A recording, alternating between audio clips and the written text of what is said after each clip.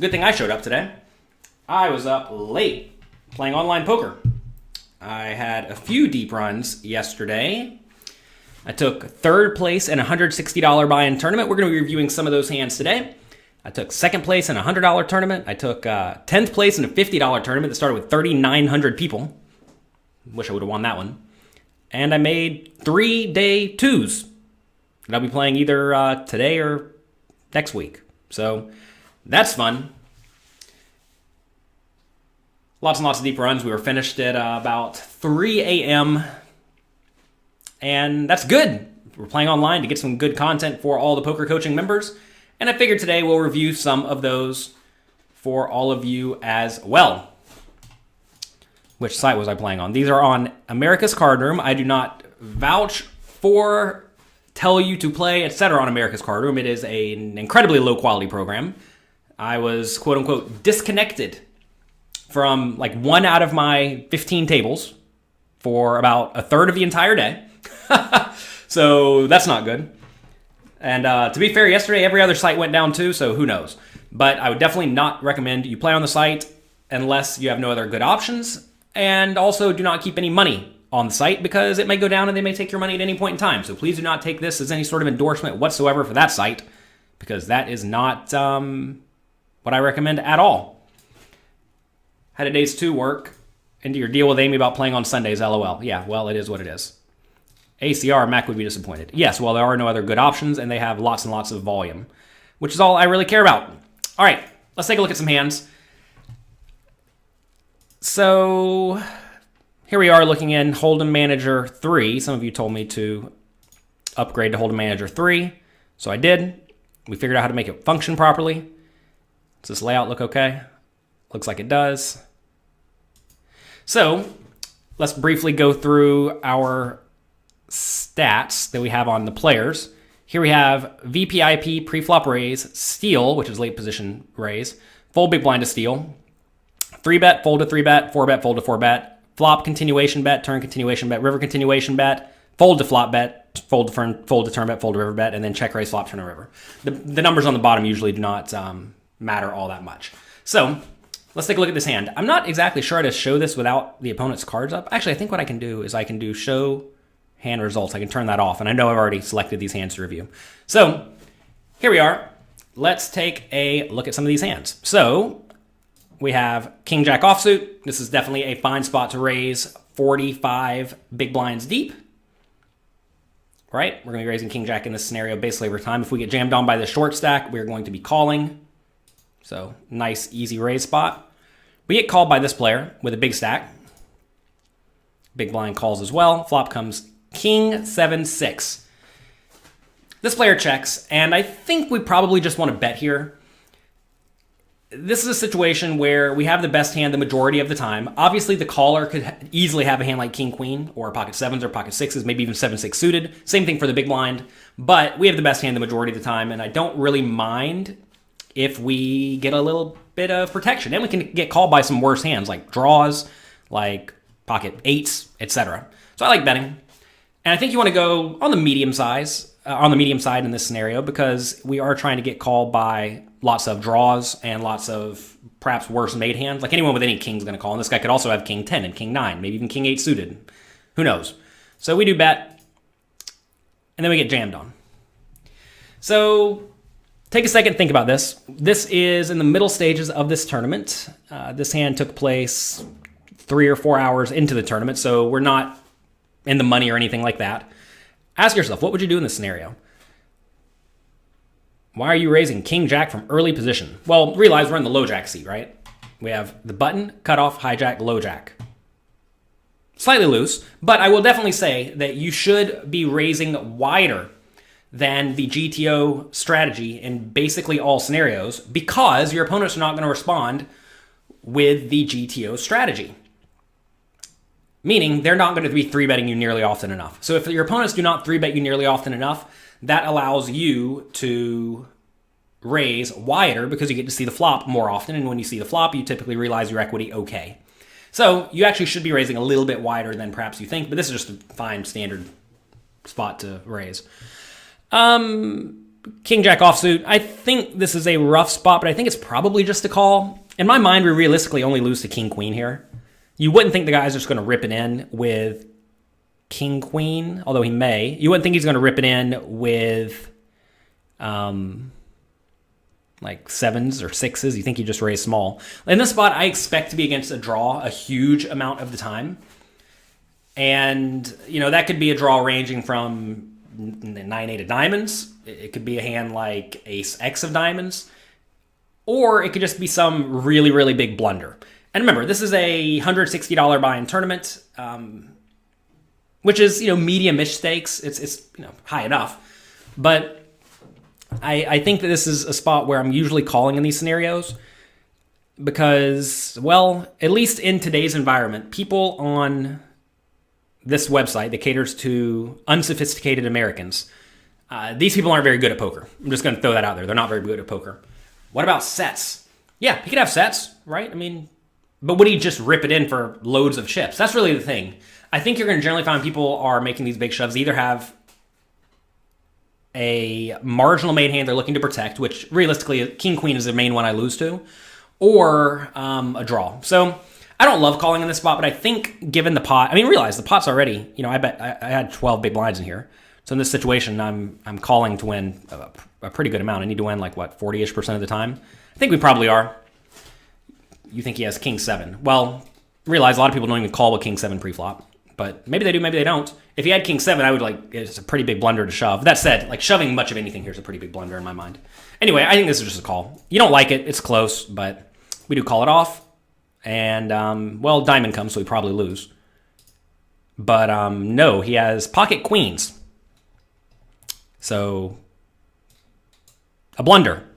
Good. This is a big, big blunder, by the way. He should just 3-bet a preflop. If he 3-bets preflop, I'm just folding. This was not a good play at all. Do not do what this player did. This was a stone punt by the opponent. And you know, you're going to find that a lot of your profit, especially in the small and medium stakes, comes from your opponents just making big mistakes. And right there, that was a big mistake. That was a terrible mistake. His heads-up display stats look nitty. Well, he only had 20 hands or something. Realize 20 hands doesn't mean anything. So this number in the top right, it's really tiny, I know. But that number is the number of hands that we have on someone, and if it's 20, it's just irrelevant. So recognize that. All right, here we raise it up with the ace-10 offsuit. We're playing 22 big blinds deep. 2 callers. We get top pair. Definitely a fine spot to just bet the flop. I'm betting here. I can already tell you I'm not folding. We get called. Turns a 6 of clubs.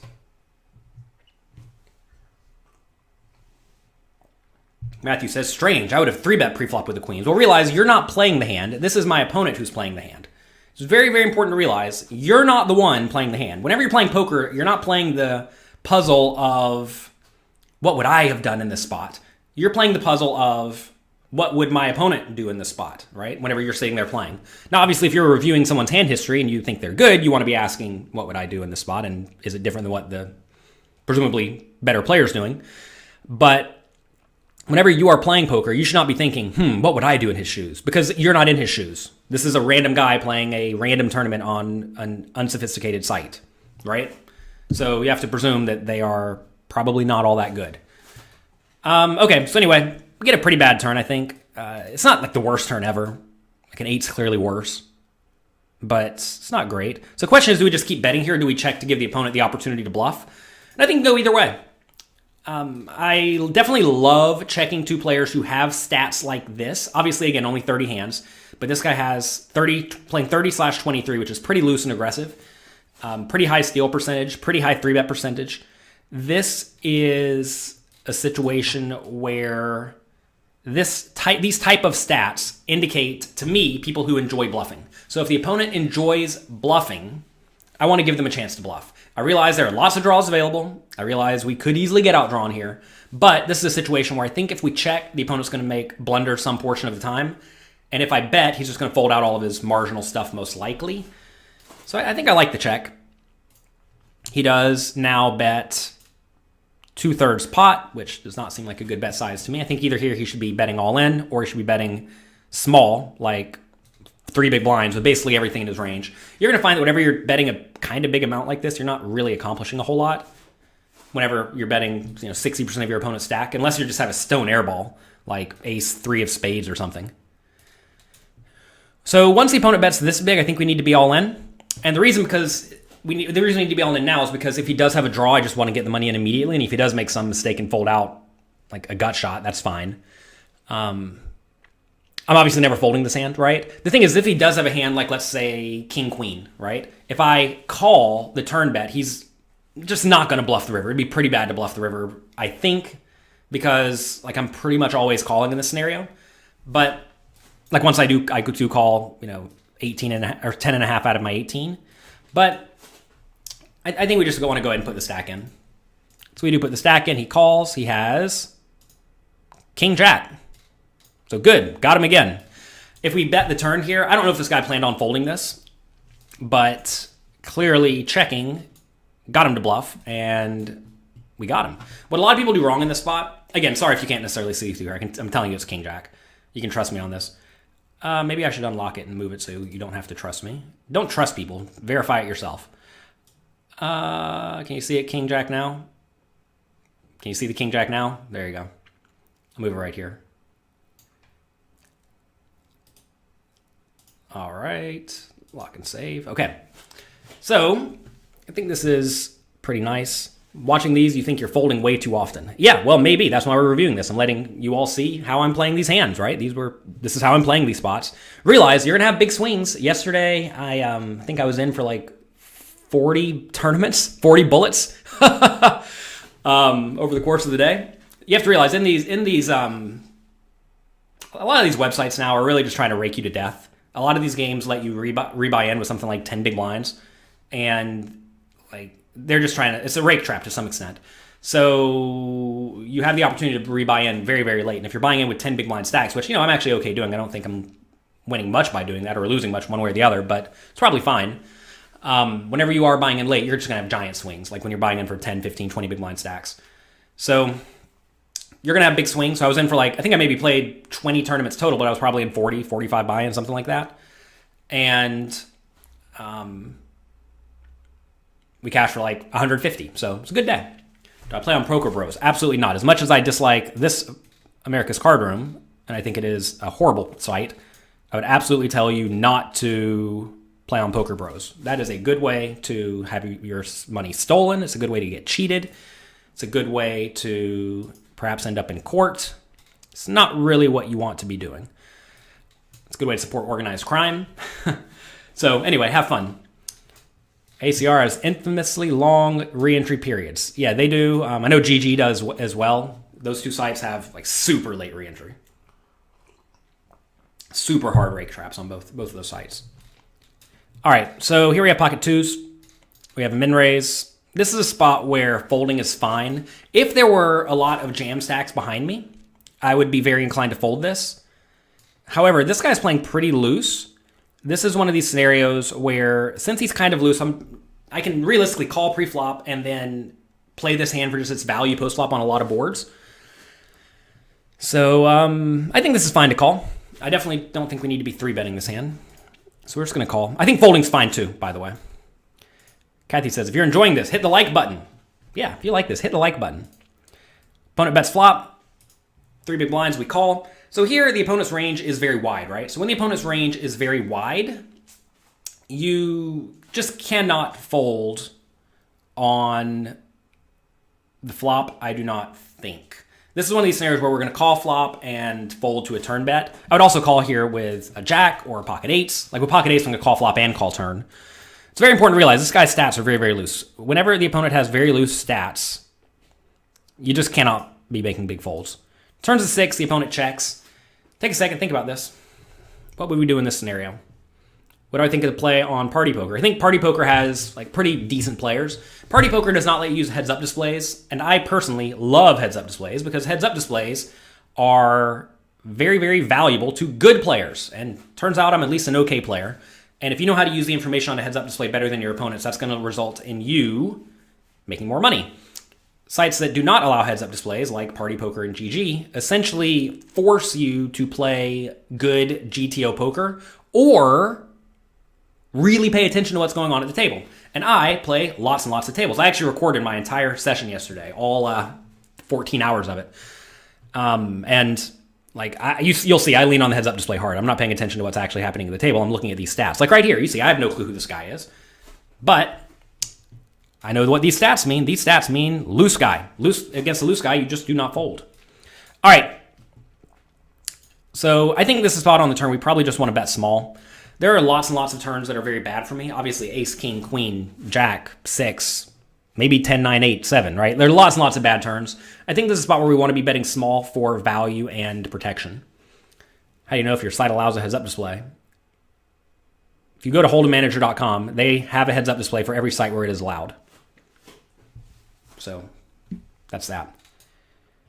The party and GG allow notes on players. Yes, but at the same time, I'm not sitting there taking notes because I'm playing 20 tables, right? Notes don't really help you when you're playing 20 tables because you just don't have time to write them and you don't have time to consult them, at least in my experience. Anyway, I think this is a fine spot to bet small. This is going to get value / protection from ace high, overcards, etc.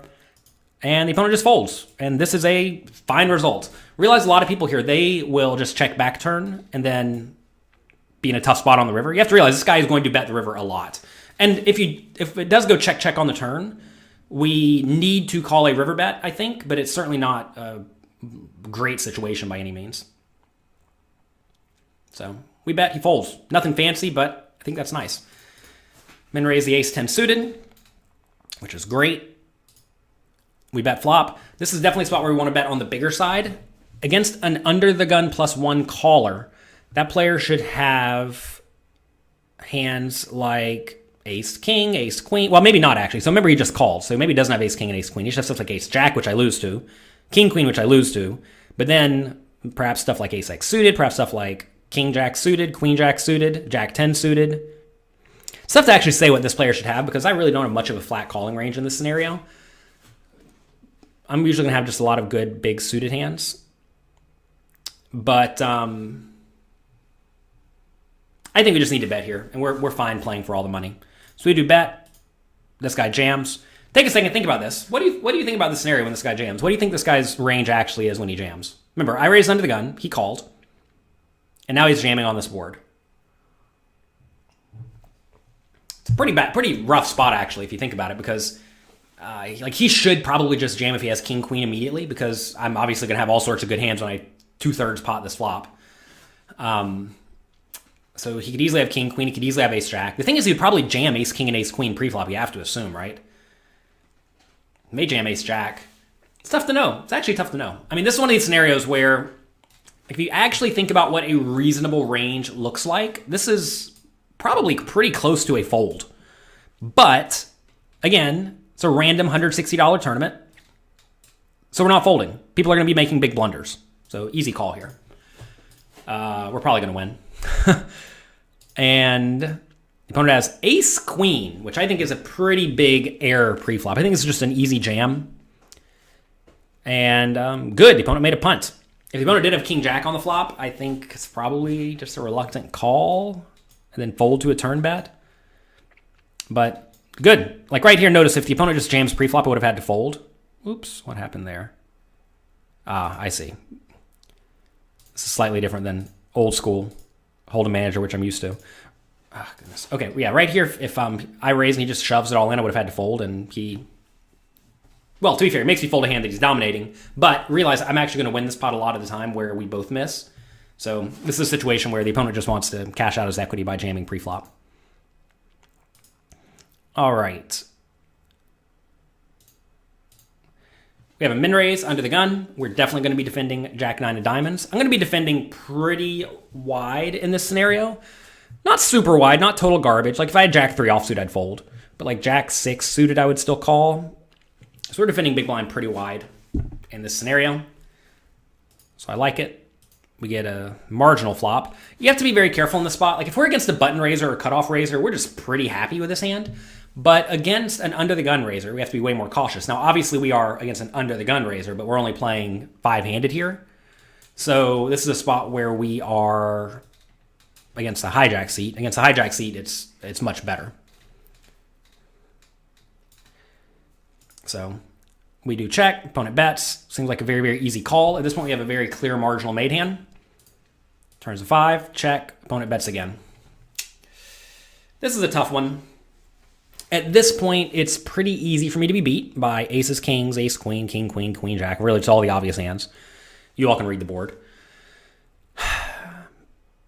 But I think the hand's probably just too good to fold. I think this is a very common spot where we can check, call, flop, check, call, turn, check, fold, river. If I had a queen, I would check, call, flop, check, call, turn, check, call, river. If I had jack 10, I would just check, call here. Yeah, this is a dicey one. Someone says Jack 9 is a weak hand. No, Jack 9 is a very good hand. Whenever you're in the big blind closing the action with Jack 9 suited, you are happy. This is a very, very good hand. Way, way better than the bottom of my calling standards, that's for sure. So some of you are saying like a Jack 10 or 9 helps us. Well, realize we're not calling here in this spot because we are thinking, ooh, I'm going to call and try to get 2 pair. I'm calling here to protect my range overall and because my range is protected. What a lot of people do wrong in this spot is they'll just check raise now with a queen. Or they'll check raise with a straight or 2 pair. And then their check calling range is all garbage, like this, right? This is a bluff catcher. And realistically, the opponent should not be doing a ton of bluffing in the hijack seat, playing relatively snug stats. But this is a pretty common spot where we can check call flop with a hand like bottom pair, check call turn with the pairs plus draws type hands, and then check fold river. What does he bet the turn with as his bluffs after we check call the flop? Well, obviously, king, jack, king 10. Those make a whole lot of sense, right? You could easily have ace, jack, or ace 10, perhaps. You could have clubs. The problem is that if he's good, he's going to jam the river with all of those, or at least the majority of those. And I just told you I'm folding to a jam. So this is a spot where you certainly don't love it, but I think it's okay to check call here. You could have jack 10. Yeah, well, obviously you could have the nuts. Your opponent can pretty much always have the nuts, but they could also have a lot of air. So we call. River is a queen. We're going to check. And ask yourself, would you check call if the opponent jams here? And I think an exploit against the players in these games is to check and then fold. I know that sounds nitty. The queen is obviously a great card for me because all the draws miss. But remember, the opponent raised hijack seat. And in this situation, his range could be at least somewhat wide. I love how the chat's all over the place here. If he goes all in, we have to fold. If he goes all in, we have to call. You know, it's like, this is one of these spots where you do want to ask, what does the player pool do incorrectly? Now, I don't have great data on this. We did actually just hire a coach for pokercoaching.com named James Romero, who has very good data on this. But I think you're going to find that most people in this spot, just when they bet the river, their range is going to be very, very strong. And if their range is very, very strong when they bet the river, I think we do need to fold. Also, this is a spot from the opponent's point of view that would be horrible to bluff because I'm always check calling the flop with a queen. I'm always check calling the turn with a queen. I'm always check calling the river with a queen. And I have loads of queens in my range. I mean, probably almost all queen X in my range. So this is a spot where I think it'd be pretty bad for the opponent to bluff in general, even though he does have some pretty obvious bluffs. One thing someone mentioned in the chat, that people are just like jamming flops in a lot of scenarios because people are just used to their opponent's continuation betting with air all the time. I have been check raised a ton on this site, and it eventually just realized don't fold to check raises, right? And that is a common exploit I am making, is just not folding to check raises. And in this scenario, another common exploit I've been making, especially against the early-ish position raises, is to check fold to the river jam. Check, check. Oh, we just win. Let's see if we can... Is there a way for me to see what the opponent had? Let's see. 10-7. Ooh, saucy. So, like, this actually really demonstrates my exact point here, right? Because, like, against this hand, this is exactly the hand that should be bluffing the river. This hand has no showdown value whatsoever. It loses to basically every draw. Like, this is just a horribly played hand by the opponent. First off, don't raise it pre-flop from the hijack with the big stack on the left and a big stack in the big blind. Next, if you're going to bet the flop and the turn, you just got to bet the river here. So this is another big blunder. Funny enough, we've been through, well, some number of hands here so far, and the opponents are just like blundering left and right. And that's good, right? That's what you want to see. If your opponents are not making blunders, it means your opponents are playing well, which means you're not really extracting a ton of value. But blunder after blunder from the players in the $160 tournament. So good, good, good. Here we have King 10 of spades. We raise it up. Big blind calls. He leads into me all in on the flop. Take a second, think about it.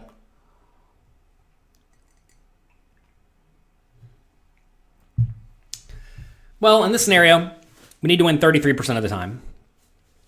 Against a queen, how much equity do we have? Well, we have 7 outs, right? 7 outs is going to be good for 25-ish to 30% equity. So very close to break even against a queen. Obviously, if we're against a 9, we have 3 additional outs. So we're going to have more equity. We're going to be up closer to 40-ish% equity, 38% equity. So this is only especially terrible when he does have a random 2-pair hand, or if he has something like King 10 of clubs. But this is a very, very easy spot to call in my mind. And I think this is a spot where a lot of people mess up and they fold. They think, oh, my opponent must have a good hand, so I'm going to fold. But no, I mean, there are so many draws available here. And the neat thing about King 10 and King Jack in this scenario is they actually beat a lot of draws. If the opponent has a low flush draw, like 6-5 of clubs, he's going to jam. And we're going to be in great shape. He's definitely wider than 2-pair. Yeah, of course, that's what I'm saying. I think he has literally any pair, which I just told you we're somewhere between 30 and 40% against. And he has lots of draws, which we're probably 50-ish% against. So this is a very, very easy call in this scenario. Very easy call. Very, very easy call. And so the question is, like, how wide do I actually call here? If I had an ace, give me ace 5 of hearts, would I call? I think that's actually pretty close because, again, we beat all the draws and we have 3 outs against the pairs. It's not a great spot, but I do think this is this play is called a stop and go, where you call a preflop raise and lead all in. It's not a good play if your opponents are anywhere near competent, because the right answer is to just call a lot, right? So this is a spot where I think we have a pretty easy call with this hand, and I do think we need to be calling here with like ace high and better. So it's usually what I'm doing here. We do call. Do y'all think we win? How do you feel now on this board? You think we win or do we think we lose? Board actually ran out pretty good. We're going to win a lot of the time here because we beat the majority of the draws. Notice this guy would just jam it all in with ace high flush draws pre-flop, you would think, right? If he had ace X of clubs, he would be all in pre-flop. So we're not worried about that. So if we're not worried about ace high, it means we probably have the best hand. Unless he has one of the pairs. And when it runs out 4-4, now there are way fewer 4s, which is good. He probably jammed the good queens pre-flop, so we can remove those. So this is a good run out for me. And we beat the jack 9. Okay, good. All right, here we have a raise. 2.5 big blind raise is a little bit unnerving. I remember this was at the final table. Here, everyone was playing kind of tight. And this player especially, I know his stats are loose-ish, but he was actually playing kind of tight as well. These stats that this player has, 30/16, is actually pretty tight for like 4 or 5 handed poker, and we played 4 or 5 handed for quite a while. So I was actually already kind of feeling rough about this. I know that sounds a little bit nitty, but whenever you have someone who is kind of tight raising into the big stack, and I was playing a lot of hands, this is often going to be stronger than it may appear. So anyway, we call, and now we get this flop. We check, opponent bets, 3 big blinds, half pot. We just cannot fold here. This hand's way too good. This is one of these spots where, like, the defend pre-flop is pretty much mandatory, 4-handed, even if you do think your opponent's a little bit on the tight side. And once you get top pair, you just cannot fold. Question is, should we call or should we jam? And I think at this point, we probably just want to jam. It's very easy for the opponent to have some hands with equity. That also just puts the opponents in pretty nasty spots in general. It punishes them for continuation betting too often. So I think we just need to be in. So we are in. He actually tanked for a minute into the break. I was like, oh, guy has pocket 3s, and we got him. And it's a terrible run out. He has the king, queen. Ugh, nasty.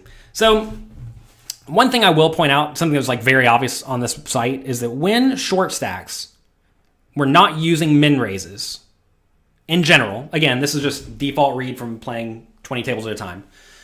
In that scenario, a lot of people had very strong hands when they did something other than a min raise.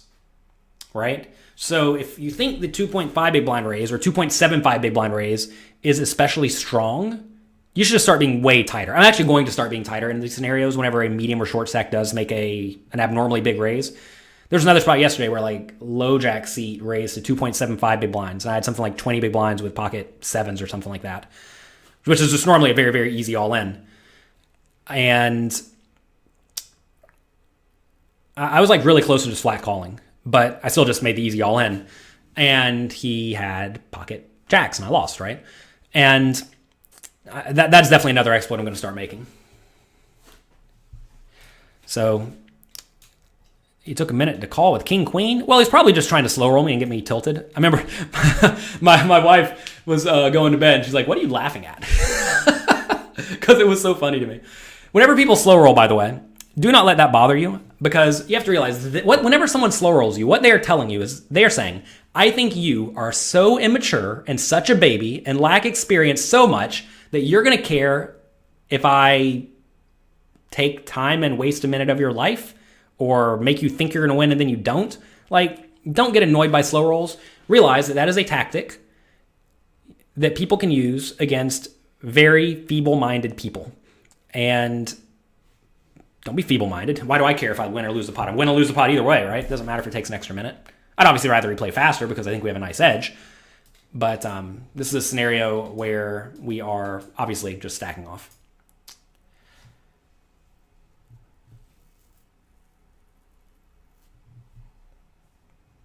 Are cash and tournaments too different? Is that what this question is, attention? Cash and tournaments are different. All right. Here we have a fun one. We have limp. Check the 8-6. Flop middle pair. He bet minimum bets. Easy call here. We turn a draw. He bets again. Take a second. Think about it. Fun spot. Definitely a fun spot. So the issue is whenever he starts betting bigger here, he should be very polarized, right? The thing is, though, is that he should... Well, it's hard to know what the opponent's going to do, but you have to think they're probably going to raise their best hands. People who have relatively tight stats like this typically just raise their best hands. So if he's going to raise his best hands pre-flop, then probably doesn't have a whole lot of good aces. So if he doesn't have a whole lot of good aces, yet he's telling me he's polarized, doesn't really make a lot of sense, right? Because notice I block an 8, so it's hard for him to have two pair. Notice I block a 6, so it's hard for him to have a straight. So this is a pretty easy call, I think. River's a 2. Now he bets again. Take a second. Think about it. Really fun spot now, because now the river runs out a straight with a 3. He probably doesn't have a whole lot of 3x to bet the flop and bet the turn and bet the river. Because a lot of the 3x is going to be stuff like 5-3 and 4-3, which should definitely check the turn. I mean, maybe he could have like literal any 3. Like maybe he has 9-3 of diamonds or something. I guess that makes sense. So the question in this scenario becomes, would he bet an ace like this, where he just bets flop, bets turn, bets river? In a spot where I could easily have the 3s, right? Like I would check ace 3, pre-flop. I would call flop, call turn, be here on the river. 8-3, I'd check pre-flop, call flop, call turn, be here on the river.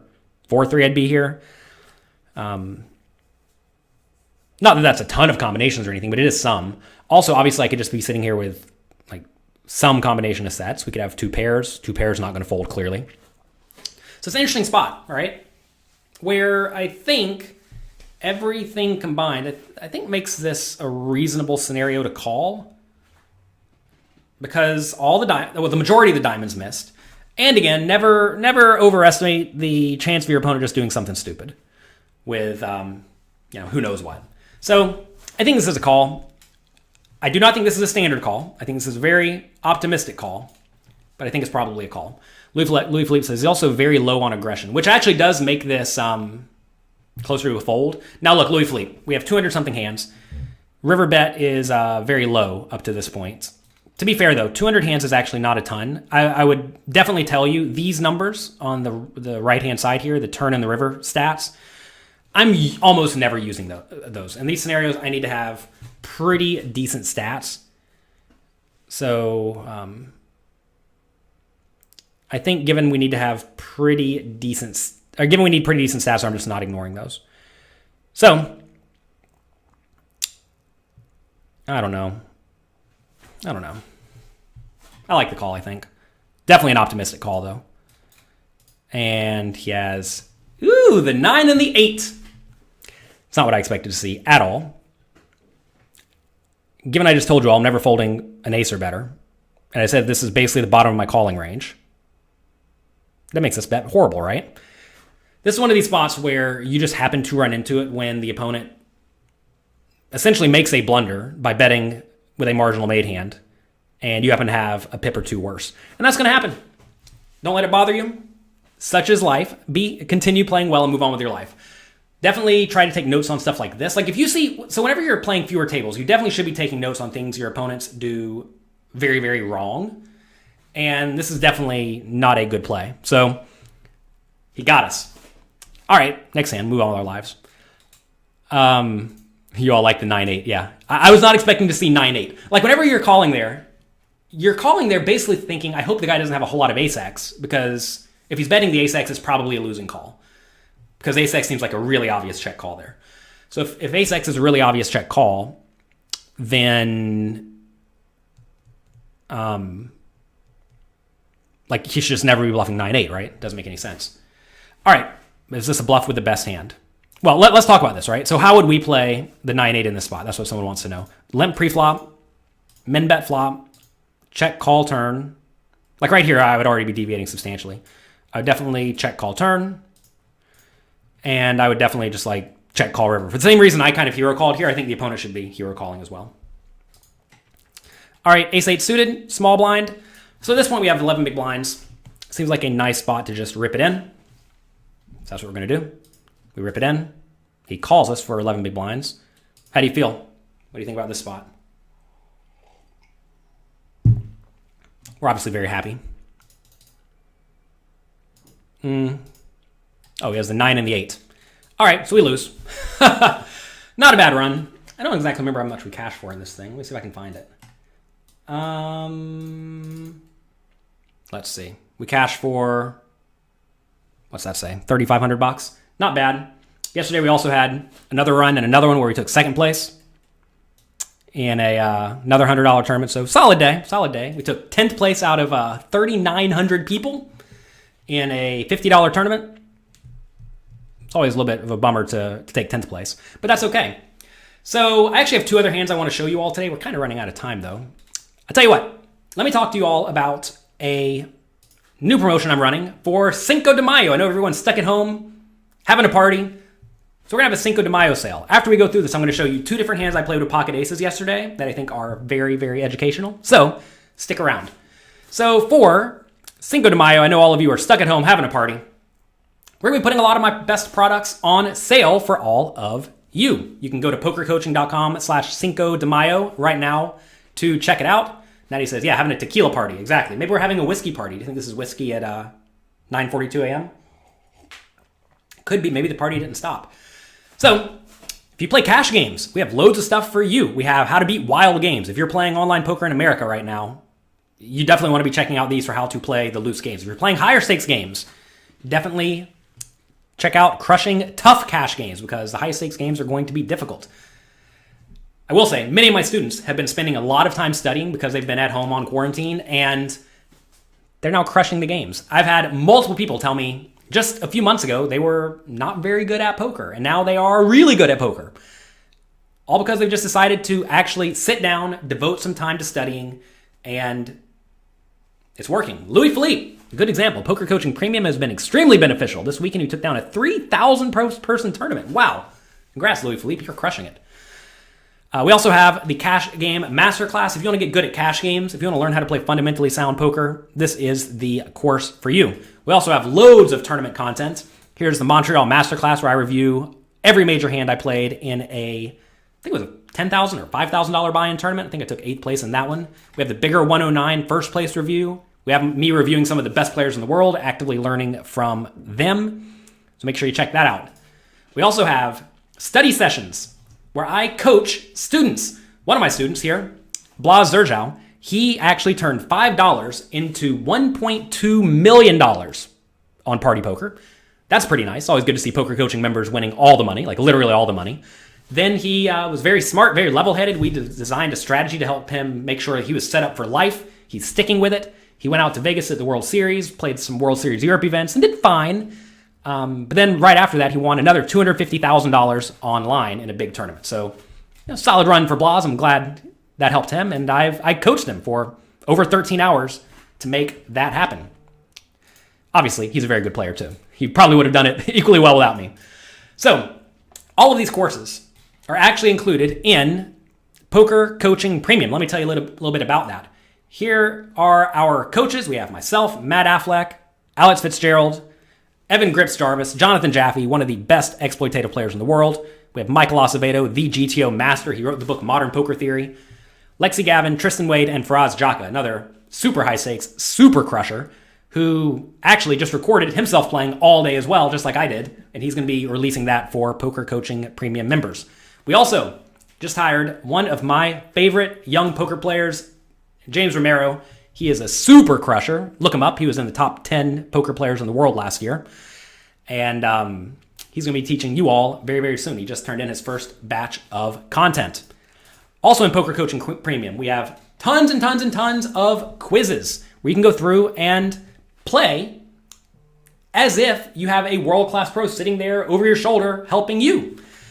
You would essentially, in this spot, what would you do, right? You would click, check, bet, whichever size you want. And then we would give you feedback in real time to let you know what we think about your decision. We have over 800 of these quizzes there for you that me and my team of pros have made to help you become fantastic players.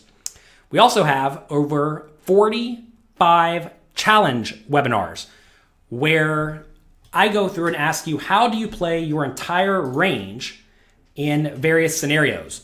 And this is tough. This is the hardest part of PokerCoaching.com. But the people who are going through and completing the homework challenge webinars, they are getting substantially better at poker. We also have lots and lots of courses and classes presented by the poker coaching coaches. As you see here, like Introduction to Individual Chip Model, right? Great video by Matt Affleck. Common flop mistakes. Stuff like this by the best exploitative players in the world is highly valuable because the best exploitative players know what their opponents do wrong and they know how to exploit it. We have Faraz Jaka reviewing his deep run in the $5,000 W Coup recently. So lots and lots of great stuff there. Flop check raising strategy with Michael Acevedo, the GTO expert, teaches you how to do that. So all of this is here. And we also just released the new course, Master the Fundamentals. It became clear to me that a lot of the stuff we are teaching at PokerCoaching.com is relatively high level. So we made Master the Fundamentals available for all of you. This teaches you everything you need to know to play fundamentally sound. And from there, you can use all of the content at PokerCoaching.com to help you learn to crush your opponents. And right now is perhaps the best time you're ever going to have in your life to study if you are stuck at home for the Cinco de Mayo party. So we have a few options for you. We have Poker Coaching, the standard membership. You can get a 1, 2, or 3-year membership. As you see, we have over 750 interactive hand quizzes. We're uploading new quizzes every month, new classes every month. Here are the prices for that. $149 for a year. What is that? That's not like almost free. $12 a month, so 30 cents a day. If you want to buy a 1-year membership, if you want to buy a 3-year membership, 20 cents a day. Listen, kind of annoyed they're selling it for this price. This is a little bit low, but that's okay. $8.31 a month. Think of the value. Look, if you want to get good at poker, this is a very, very nice, affordable way to make it happen. So check it out, pokercoaching.com/Cinco de Mayo. Also, we have Poker Coaching Premium. This gives you access to all of the courses I've shown you so far, including the classes where I taught Blaz, who has absolutely crushed poker. Also, all of the cash game courses we showed, all the tournament courses, everything. All of that is included in Poker Coaching Premium. As you see, we are uploading tons of new content a year, over 300 quizzes a year, 24 new classes by myself every year where I teach you about specific topics you want to learn about. Also, new homework challenges and many live coaching webinars, over 50 each year from my hand-selected group of coaches.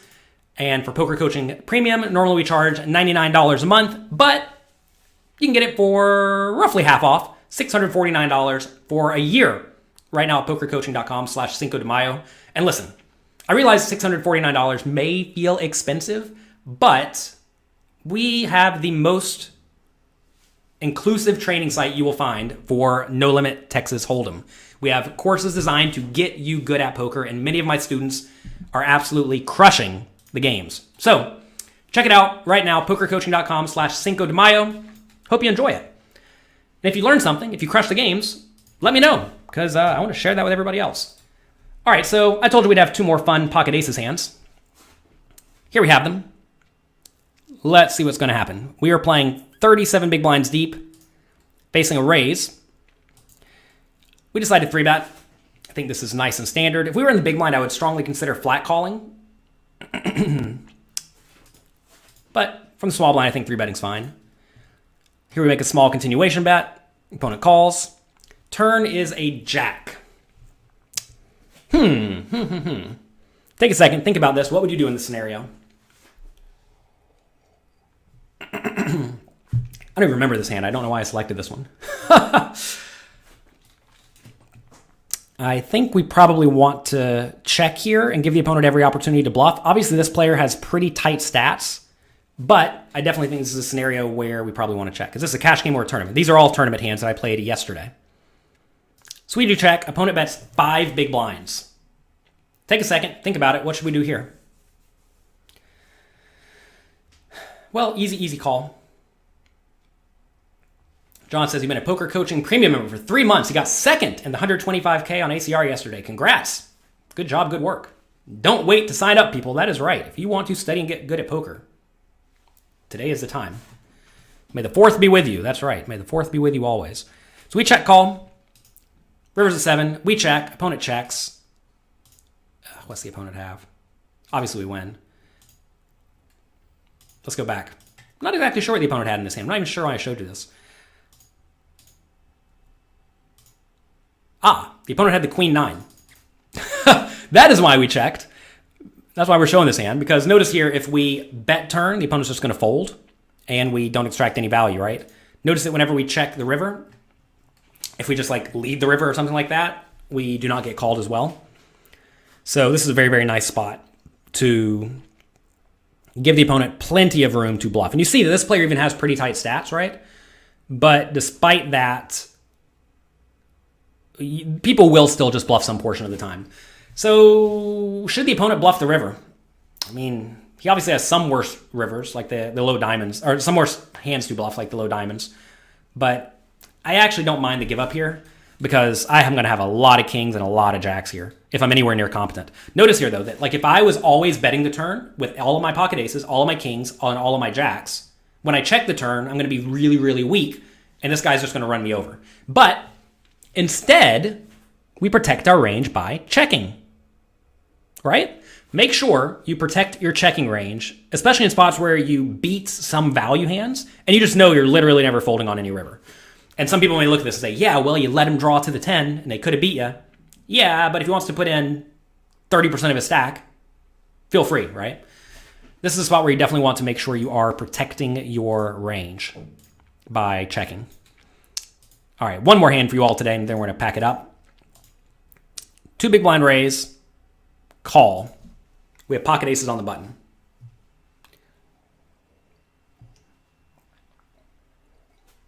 Only time better to study today was yesterday, indeed. So, pocket aces. I am not sure about this one. I mean, what do you all think we should do here? We're definitely not going to jam. The question is, do we call or 3-bet small, right? I think calling here is actually pretty sweet. Notice we have this short stack in the small blind. Always pay attention to the people on your left. Now, obviously, you can't bank on these people jamming, but this guy is like, he is ready to jam. 24/20 is pretty active. 12% 3-bet's pretty active. So this guy has a great spot to shove. And the nice thing about flat calling here is that people are going to drastically my hand is going to be incredibly underrepresented. So I think this is a spot where we just want to flat call. I do realize we get outdrawn sometimes, but in exchange for getting outdrawn sometimes, we're going to stack our opponents a lot more often. So I like the call here. Also, this guy could jam too. Obviously, this player has really tight stats. We're not thinking this player's going to jam all that often, but I think it's fine.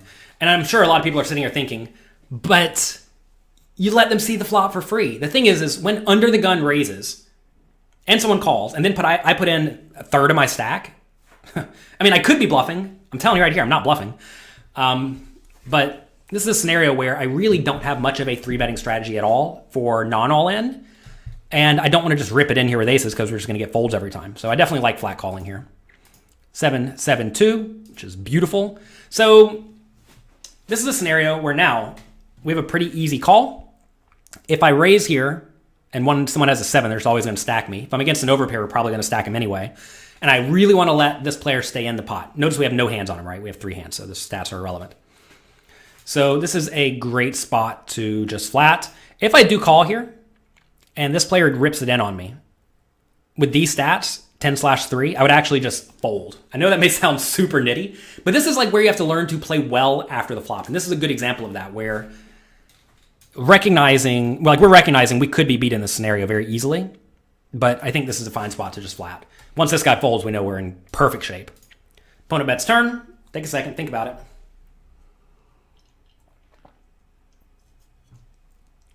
Matthew says, you prefer to play big pairs heads up. Well, you prefer to be all in pre-flop, but it's not always the option, right? Like right here, if we 3-bet pre-flop, it's just obvious we have a good hand. You do never really just want to sit here and announce, hello, I have a really good hand. Would you like to play with me? Because unless your opponents are just oblivious, they're not going to play with you, right? All right, anyway, opponent bets again. This is a very, very easy spot to call. If we jam here, we let our opponents fold all of their bluffs. You may say, is this guy ever bluffing? Maybe. He could have queen jack of diamonds, right? You may say, well, if he has queen jack of diamonds, don't you just want to shove and make him fold? Maybe.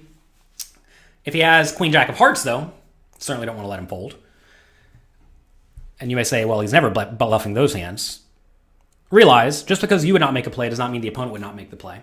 Also, the main downside of calling is that we may not stack a hand like pocket jacks if the river is something like a king.